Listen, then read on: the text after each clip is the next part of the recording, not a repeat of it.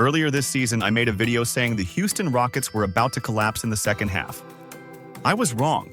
Not only did they not collapse, they might be the most dangerous team in the NBA that nobody is talking about.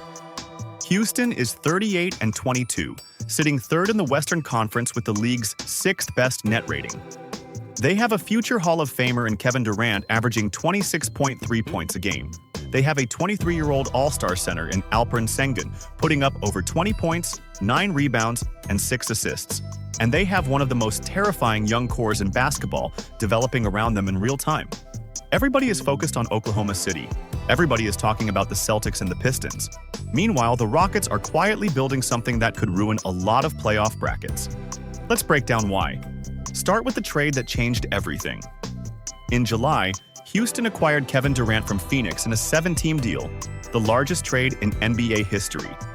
They sent out Jalen Green, Dillon Brooks, the 10th pick in the draft, and 5 second-round picks. On paper, that is a significant haul. In practice, it was a steal. Houston kept Alperen Sengun. They kept Amen Thompson. They kept Jabari Smith Jr. They kept Sheppard. Every core piece the Rockets have been developing for the past 3 years stayed on the roster. They added a 4-time scoring champion and 2-time Finals MVP without gutting their future. And Durant committed immediately.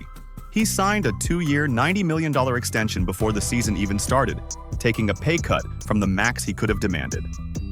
When a 37-year-old with nothing left to prove takes less money to stay somewhere, that tells you he believes in what they are building. Durant said it himself when he arrived. He watched how Ime Udoka turned this franchise around and said the opportunity felt natural and right. If you're going to like this video, now is the time to do it. Now let's talk about what makes this roster so dangerous. The Rockets' strength is that they do not have a single weakness you can exploit without opening up something worse. Durant is still one of the most unguardable scorers in basketball history. At 37, he just rattled off 3 straight 30-point games heading into March. When you need a bucket in a playoff half-court set, there might not be a better player alive to hand the ball to. What makes him even more dangerous in Houston is the system around him. In Phoenix, Durant was stuck in a 3-star alignment with Devin Booker and Bradley Beal, where none of them could get enough touches. The Suns went 36-46 in his final season there and missed the playoffs entirely. In Houston, he is the clear alpha. The offense flows through him and Sengun, and the supporting cast is built to complement a superstar, not compete with one. Sengun has quietly become one of the best playmaking centers in the NBA. He has 3 triple-doubles already this season, and his offensive versatility from the center position puts him in the same conversation as Nikola Jokic. He can score in the post, pass out of double teams, and run the offense from the elbow. He is 23 years old. The fact that he is doing this at an all-star level while still years away from his prime should terrify the rest of the league. And then there is Amen Thompson, who might be the most important piece of all.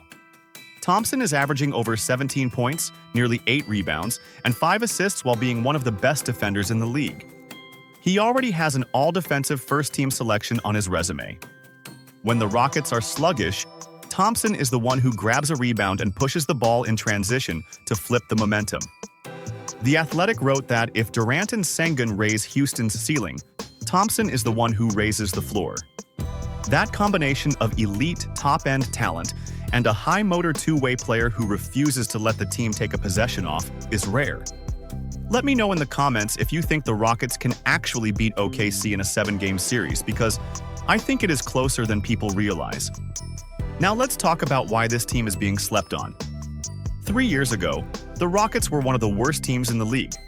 Last season, they jumped to 52-30 and the 2nd seed in the West, but they lost to Golden State in the first round because they simply did not have enough offensive firepower to win a playoff series.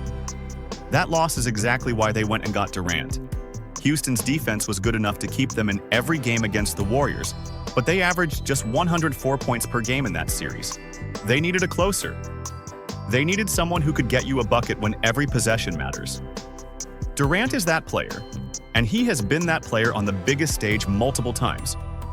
The reason nobody is talking about them is simple. Oklahoma City is 49-15 and has the best record in the league. They are the defending champions. They have the reigning MVP in Shai Gilgeous-Alexander.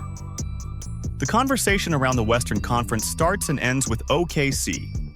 But here is what people are missing. The Rockets have already beaten the Thunder this season. They are 38-22 in a conference where the difference between the 3rd seed and the 7th seed is razor thin.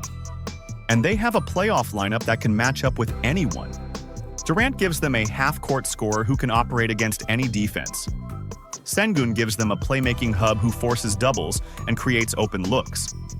Thompson gives them a perimeter defender who can guard the opposing team's best player. Jabari Smith gives them switchable floor spacing at the 4. And Sheppard gives them a young shooter off the bench who is only getting better. That is a 5-man group that has no glaring hole. They can score in transition. They can grind you out in the half court. They can switch defensively, and they have the depth to survive a 7-game series without wearing down their starters. The one legitimate concern is spacing. Thompson and Sengun are not elite 3-point shooters, and when they share the floor, the paint can get crowded. But Ime Udoka has built this offense around movement and cutting, and Smith's floor spacing along with Durant's gravity from the mid-range opens up enough room to function. It is not perfect, but it works. The other concern is health. Durant is 37 and has a long injury history. Fred VanVleet tore his ACL before training camp and has been out all season.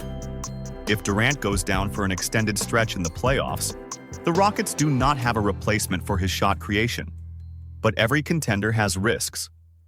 OKC's concern is whether their young core can handle a 2nd straight championship run. The Celtics' concern is Jason Tatum coming back from an Achilles tear. The Pistons' concern is whether a team that has never been here before can handle the pressure. Houston's risk is health. That is a manageable bet. Here is the bigger picture. The Rockets are not just a threat this season.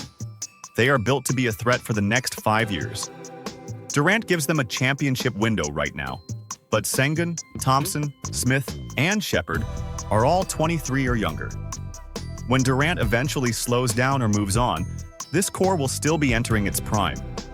Houston is not mortgaging the future for a single playoff run. They are doing both at the same time. 3 years ago, this was a lottery team. Last year, they were the 2 seed but got bounced in the 1st round. Now they have Kevin Durant, an all-star center, an all-defensive guard, and the 3rd best record in the West. The Rockets are not a team that is just happy to be in the playoffs. They are a team that is built to win in the playoffs. If you are not subscribed yet, make sure to subscribe so you do not miss our coverage as the playoff picture takes shape. Houston is coming, and most people have no idea.